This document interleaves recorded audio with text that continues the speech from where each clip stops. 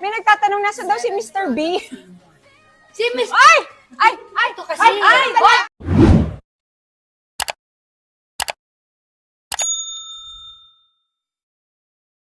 Jeneline Mercado pinayuhan si Katrina Halili.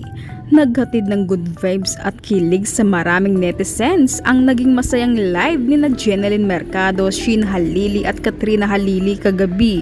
Marami ang natuwa sa kanilang kwentuhan dahil bukod sa kakulitan at tawanan ay napunta rin ang usapan sa love life ni Katrina.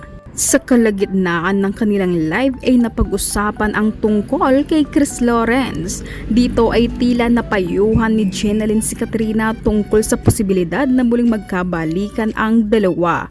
Sa masayang usapan, diretsahang sinabi ni Jeneline kay Katrina, bakit di nalang ibalik kasi pwede naman eh. Dahil dito ay marami sa mga netizens ang kinilig at napareact sa tila pabirong payo ni Jeneline.